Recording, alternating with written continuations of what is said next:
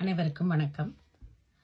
புத்தாண்டு தொடங்கும் பொழுது பாரிஸ் நகரெங்கும் வெடி வெடித்து ஆரவாரமாக அந்த புத்தாண்டை வரவேற்று பிரெஞ்சு மக்களும் பிரான்ஸ் நாட்டில் வாழும் ஏனைய வெளிநாட்டவர்களும் சேர்ந்து கோலாகலமாக கொண்டாடினார்கள்.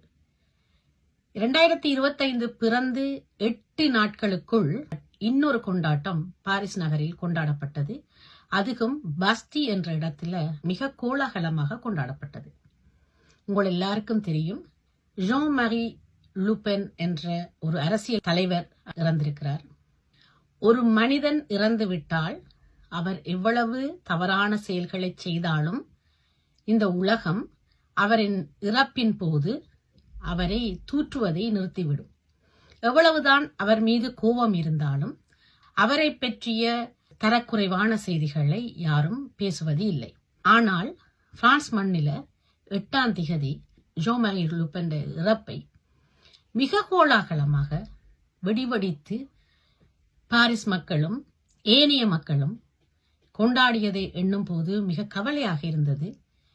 ஆனாலும் ஒரு பக்கம் பார்க்கும் பொழுது அனைவரும் கூறும் விடயம், அவருடைய இறப்பு பிரான்ஸ் நாட்டுக்கு இன்னொரு முறை குடியரசு தினம் கிடைத்தது போலவே என்று அனைவரும் கூறுவதை நாங்கள் கேட்கக்கூடியதாக இருக்கிறது.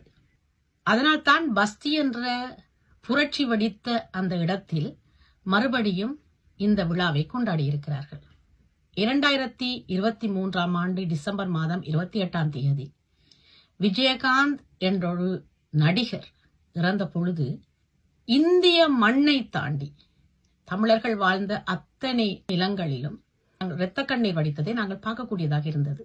இன்றும் கூட அவருடைய சமாதியில் சென்று மக்கள் ஒரு இறைவனை வணங்குவது போல வணங்கி கொண்டிருப்பதை நாங்கள் பார்க்கக்கூடியதாக இருக்கிறது.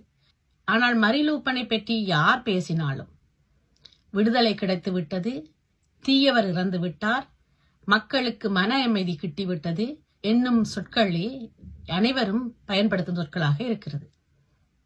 டிக்டாக்கை திறந்தாலும் சரி, வேறு பல சமூக வலைத்தளங்களை திறந்தாலும் சரி, மரி லூபனின் இறப்பை அனைவரும் கொண்டாடி கொண்டிருக்கிறார்கள்.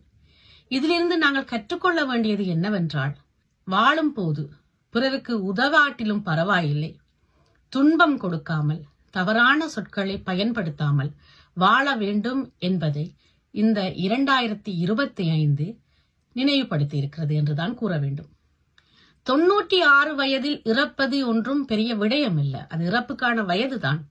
ஆனாலும் தீயவர்கள் எப்பொழுதும் தாமதமாகத்தான் இறப்பார்கள் என்ற வாசகங்கள் எல்லாம் அவருக்கு சூட்டப்பட்டு கொண்டிருக்கிறது.